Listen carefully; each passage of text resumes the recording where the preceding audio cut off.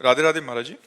प्रभु जी, मैं आपसे कर्म का रहस्य या कर्म सिद्धांत समझना चाहता हूँ। आप कहते हैं कि भगवत प्राप्ति एवं भगवत प्राप्ति के अलावा सब कुछ के विधान के अनुसार ही होगा, या यूं कहें कि सब कुछ तय है जब तक आप भगवान की भक्ति द्वारा उसे बदलने का प्रयास नहीं करते। भगवत प्राप्ति नहीं तय है, भजन नहीं तय है, ये नहीं तय है, ये किसी के भाग्य में नहीं लिखा है।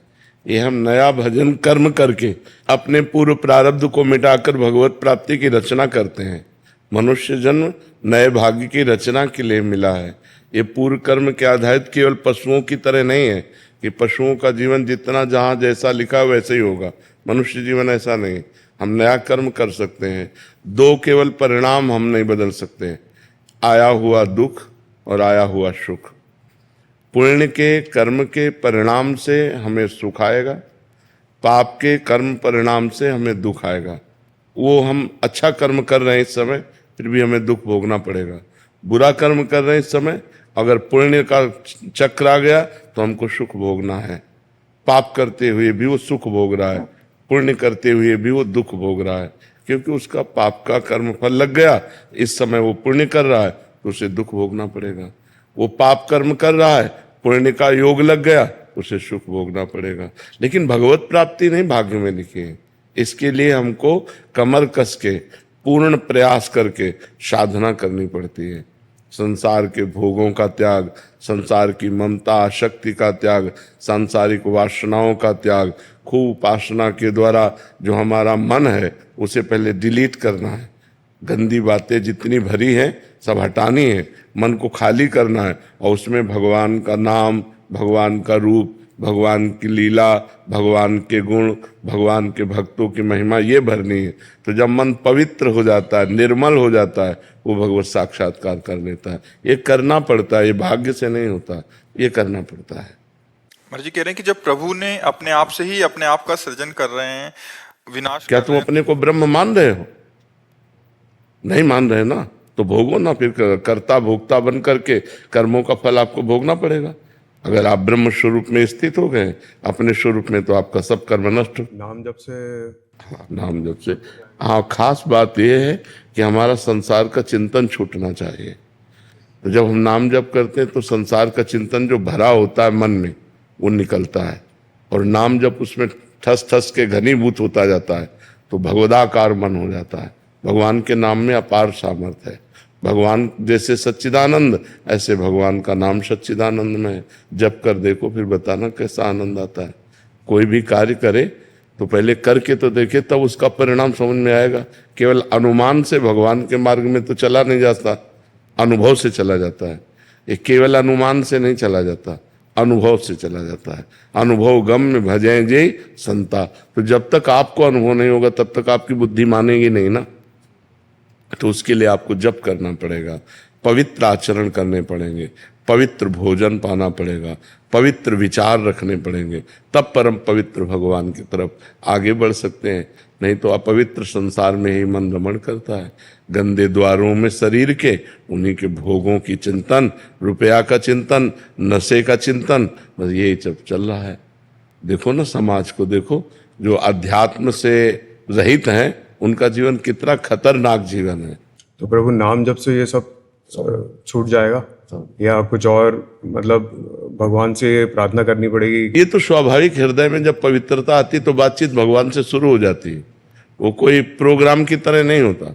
जब हम जप करते करते फिर देखते हमारे मन में बहुत गंदगी है, तो अपने आप प्रार्थना शुरू हो जाती है, हे प्रभु, हे करुणामय, मैं कितना प्रयास करूं, मैं प्रयास करके हार रहा हूं। देखो प्रभु, फिर मन काम की तरफ जा रहा है, फिर मन गंदी वासनाओं, नाथ मुझे बल दीजिए। तो जैसे प्रार्थना है, संत समागम है, तीर्थ अवगाहन है, ये अपने आप शुरू हो जाता है। जैसे जैसे पवित्र हृदय होता है, तो जैसे अपवित्र हृदय, तो आपका मन कहेगा गंदे जगहों की तरफ घूमने का, गंदी बातों को देखने का, गंदे भोगों के भोगने का। और जब पवित्र होने लगेगा तो आएगा चलो केदारनाथ चलते। इसलिए ये प्रश्न आया मन में और ये अनुमान लगाया कि ये सब पाप और पुण्य जो है प्रभु ने ही बनाए हैं, तो हम भी, यदि हमारी किस्मत में पाप लिखा है। लिखा नहीं है, नहीं, किस्मत में नहीं लिखा है। यदि हमने पाप किया है, अब नई किस्मत तुम क्या लिखना चाहते हो, तुम्हारे ऊपर छूट है। तुम नए किस्मत में एकदम एक भी पाप ना लिखना चाहो तो एक भी पाप नहीं लिख सकते, पुण्य लिखना चाहो तो पुण्य ही पुण्य लिख सकते हो। फिर भगवत प्राप्ति को ही लक्ष्य बनाए तो पाप पुण्य दोनों को नष्ट करके भगवत प्राप्ति करना होगा। न पुण्य रहेगा न पाप है, नाम जप से सब हो जाएगा। नाम जप से सब हो जाए। जिनको राम कहना भी नहीं आता था वो जब मरा मरा शुरू किए तो ब्रह्म ऋषि हो गए कि नहीं हो गए। और दूसरा कोई साधन तो उनके पास था नहीं। अजामिल जीवन भर वैश्यागमन किया, पाप किया, अंतिम समय पुत्र के बहाने से नारायण निकल गया तो भगवत प्राप्त हो गया। नाम की बड़ी महिमा है। कहों कहाँ लगी नाम बड़ाई, राम न सके नाम गुण गाए। स्वयं भगवान अपने नाम की महिमा को नहीं गा सकते, इतनी अपार महिमा नाम की है।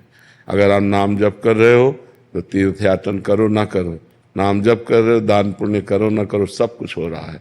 नाम जप पूर्ण है जी। और सत्संग सुनना भी, सत्संग से नाम जप में प्रीति होगी, सत्संग से गंदे आचरण छूटेंगे, सत्संग से भगवत मार्ग पुष्ट होगा, सत्संग से भगवत मार्ग में उत्साह होगा, सत्संग भजन कराएगा, सत्संग भजन बढ़ाएगा, सत्संग भजन पचाएगा। सत्संग अति अनिवार्य है। अगर सत्संग न हुआ तो भजन हो ही नहीं सकता। वो थोड़ा बड़ा हुआ अपराध बना, खत्म हो गए, आगे बढ़ ही नहीं सकता। भजन करना कठिन, करके बचाना कठिन, और बचा के पचाना कठिन, और भजन पच जाए तो भगवत प्राप्ति हो जाए। भजन भी अपच हो जाता है, नहीं पच हो जाता। भजन का जिसका पच गया ना, बड़ा भजनानंदी एक थप्पड़ भी मार दिया ना, भगवान तुम्हारा मंगल करें, भगवान तुम्हारी बुद्धि शुद्ध करें, भगवान तुम्हें सुख प्रदान करें, कभी दुख न प्रदान। ये पचे हुए भजन वाले की बात है। करत जे अनशहन निंदक तिन्हु पे अनुग्रह किए। जो अपनी निंदा करें, अपना अपमान करें, जो अपने को दुख दे उनको भी सुख देने की भावना, ये पचे हुए भजन का लक्षण है। उसका भजन पच रहा है। जैसे चावल पक जाए ना, कहीं से भी दबाव दब जाता है, ऐसे भजनानंदी जो संत हैं जिनका भजन पच गया है, बड़े दैन्य, बड़े कोमल, बड़े सरल स्वभाव के, उनमें कटुता नहीं मिलेगी, उनमें कठोरता नहीं मिलेगी। संत सरल चित जगत हित जान स्वभाव स्नेह। उनका स्वभाव, उनका स्नेह सरल। संत ते होए न कार जाने। जब गोस्वामी जी ने संत की परिभाषा लिखना कि संत का क्या स्वरूप हो सकता है, तो बोले बड़ा कोमल संत का स्वरूप होगा। तो बोले कितना कोमल होगा? बोले मक्खन जैसा। संत हृदय नवनीत समाना। नवनीत कहते हैं मक्खन को। फिर चिंतन आया कि मक्खन में तो दोष है। मक्खन जो है निज परिताप द्रवई नवनीता, पर दुख द्रवई सुसंत पुनीता। बोले संत हृदय नवनीत समाना, कहा कविन पर कहीं न जाना। लिख तो दिया चौपाई में, संत का हृदय मक्खन के समान, पर बोले कवि ने कहना चाहा पर कह नहीं पाया सही। इसमें गलती हो गई। क्या कि निज परिताप द्रवे नवनीता, स्वयं ताप लगने पर मक्खन पिघलता है, लेकिन संत दूसरे के दुख को देखकर द्रवित हो जाते हैं। पर दुख द्रवई सुसंत पुनीता। तो संत का हृदय, भजनानंदी का हृदय, भक्त का हृदय बड़ा कोमल, सरस और बड़ा कृपाल, उदार हो जाता है। तभी तो उसे महात्मा कहते हैं। सबको आत्मा कहते हैं, उसे महात्मा कहते हैं, महान आत्मा। समझ पा रहे हो? हाँ, तो ये भगवान के नाम से हो जाएगा। भगवान के चरित्र सुनो, शास्त्र स्वाध्याय करो, सत्संग करो, अध्यात्म में चलो, तो तुम महान बन जाओगे, तुम्हारा हृदय महान हो जाएगा।